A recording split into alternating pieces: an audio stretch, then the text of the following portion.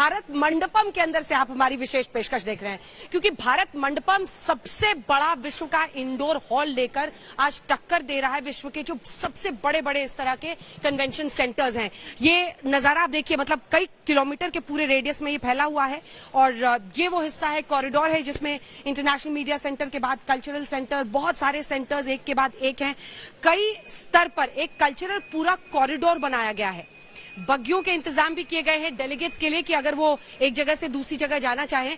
एक cultural corridor है, एक पूरा अलग हिस्सा डेडिकेट किया गया है डिजिटल इंडिया को, डिजिटल तरीके से। और भारत ने जो पब्लिक इंफ्रास्ट्रक्चर डिजिटल तैयार किया है, डिजिटल पब्लिक इंफ्रास्ट्रक्चर, उसका कोई सानी पूरे विश्व में नहीं है। हर कोई उसकी चर्चा, उसका जिक्र करता रहता है।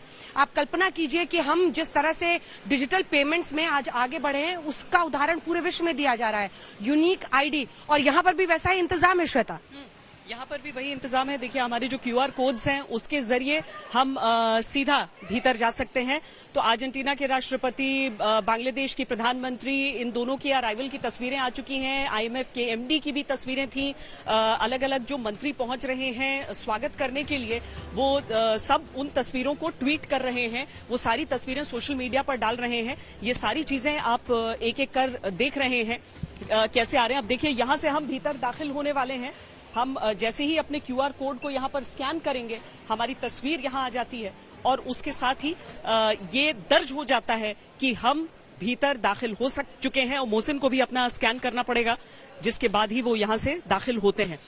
भीतर दाखिल होने के बाद हम उस मीडिया सेंटर की तरफ जाते हैं, जहां पर जितने भी जो खास मेहमान आ रहे हैं हमारे, उन सब की वीडियो की लाइव स्ट्रीमिंग भी यहाँ पर चलती है। और साथ ही जब वो आकर यहाँ पर कुछ अपनी बात रखना चाहते हैं तो वो सब अपनी बात यहीं पर आकर हर एक व्यक्ति रखते हैं। बिल्कुल, जो डिजिटल इंडिया एक्सपीरियंस जोन है, मुझे लगता है हॉल नंबर 4 का, वो अपने दर्शकों को अब दिखा देते हैं। ये देखिए, डिजिटल जो सेंटर है उसका नजारा आप यहाँ से देख सकते हैं। डिजिटल हॉल है ये, और दीक्षा से लेकर तमाम तो अलग अलग एप्स हैं यहाँ पर। अब डिजिटल, आप इसे कॉरिडोर कह सकते हैं। एक बार दिखा दीजिए, यहाँ पर थोड़ी ऑडियो की दिक्कत आ रही है। तो ये डिजिटल इंडिया का एक्सपीरियंस जोन है जिसके हम बात कर रहे थे। देखिए, जिस तरह से डिजिटल पेमेंट्स, आप छोटी सी दुकान पे चले जाइए, आप बड़ी सी बड़ी दुकान पर चले जाइए, वहां पर आपको इस तरह का एक डिजिटल पेमेंट का जरिया दिखता है। और यही लिखा भी है, inclusive ecosystem for e commerce. Bharat एक नई कहानी इसमें लिख रहा है और उसको भी हम शोकेस यहाँ पर कर रहे हैं। तो आप अंदाजा लगा सकते हैं कि जो कल्चरल कॉरिडोर है वहां पर कलाकृतियां हैं, तो दूसरे छोर पर हम शोकेस कर रहे हैं अपने डिजिटल डेवलपमेंट को, जिसमें हमने पब्लिक इंफ्रास्ट्रक्चर, कैसे लोगों की पहचान बने, एयरपोर्ट से लेकर हर जगह पर, कई देशों में है, भारत ने भी उसकी शुरुआत की है और अब डिजिटल पहचान सबकी बन रही है। बहुत बड़े बड़े देश हैं जो ये कह रहे हैं कि उन्हें भारत से वो डिजिटल अर्थव्यवस्था सीखनी है, समझनी है, लेनी है। ऋषि सुनक का प्लेन लैंड कर गया है। वैसे आपको बता दें, आमतौर पर आप समझेंगे कि दो अर्थव्यवस्थाओं के बीच अगर टकराव होगा तो वो प्रतिस्पर्धा का भाव होना चाहिए, लेकिन उस गर्मजोशी से स्वागत ऋषि सुनक का भी यहाँ पर किया जाना है। उनका प्लेन लैंड कर चुका है। जैसे ही वो निकलेंगे वो तस्वीरें हम आपको दिखाएंगे। लेकिन जिस डिजिटल स्टॉल को हम आपको दिखा रहे थे, जिस एग्जीबिशन सेंटर में हम दिखा रहे थे, वहां आप जो पेमेंट इंटरफेस है, जो यूनिफाइड पेमेंट इंटरफेस है, उसका भी स्टॉल वहां दिखा रहे थे आपको। ये सारे देश जब आएंगे ना, मतलब चाहे अमेरिका हो चाहे जापान हो, वो सब यहाँ पर पहुंच के वो उन्हीं तस्वीरों को, उसी एक तरह से उस एक्सपर्टीज को अपने साथ ले जाना चाहते हैं। उस एक्सपर्टीज को लेने के लिए यहाँ पर आ रहे हैं। जो ऋषि सुनक भी हैं, वो भी यहाँ आ रहे हैं। तो अर्थव्यवस्था उनके भी बैक ऑफ द माइंड नहीं, बल्कि एकदम फ्रंट में होगा कि इस पर चर्चा करनी है। बिल्कुल। और एक और चीज जो भारत के नजरिए से बहुत खूबसूरत हुई है, वो है चंद्रयान। तो चंद्रयान की भी तस्वीरें उकेरी गई हैं कल्चरल सेंटर में, क्योंकि ये वो कामयाबी है जो हमने साउथ पोल पर पहली बार चंद्रयान की लॉन्चिंग के साथ कर दिया है। तो वो भी यहाँ पर शोकेस किया जा रहा है। भारत अपनी ताकत किस तरह से दिखा रहा है मौजूदा वक्त में, उसकी पहचान है। एक बार फिर से हम उस हिस्से में आ गए हैं जहां से अब हम आपको भारत मंडपम, वो हॉल पूरा दिखा रहे हैं। एग्जीबिशन हॉल भी आप देख रहे हैं वहां पर है।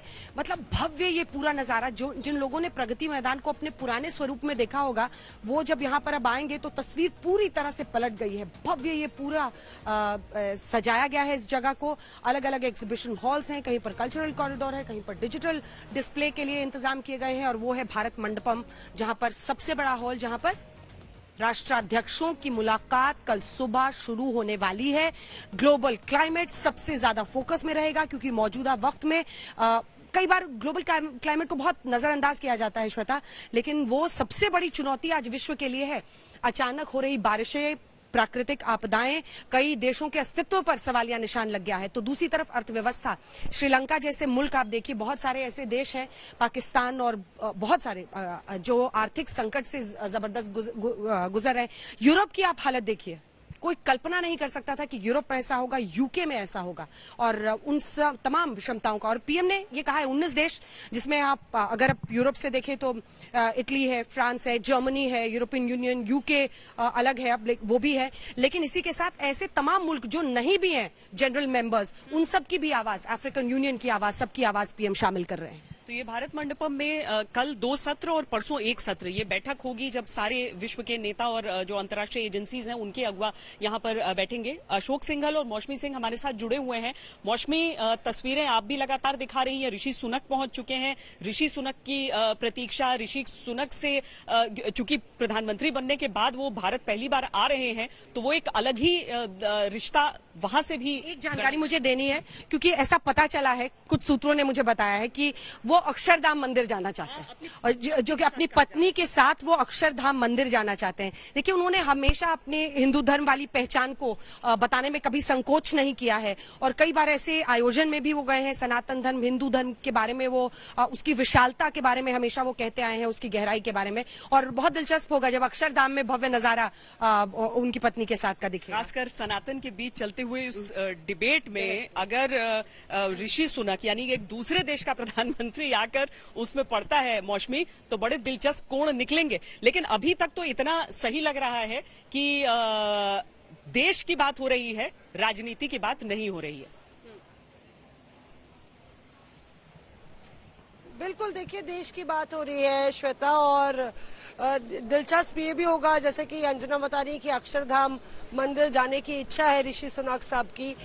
उनको बर्फी भी खास पसंद है, और उनकी माँ की बर्फी का जिक्र उन्होंने वोलोदिमीर ज़ेलेंस्की साहब से भी किया था, यूक्रेनियन प्रेसिडेंट से। तो देखना होगा कि भारत में आके यहाँ की बर्फी का वो लुत्फ उठाते हैं या नहीं उठाते हैं, किस तरह से, क्योंकि वहाँ पे वो शांग्रीला होटल में रह रहे होंगे।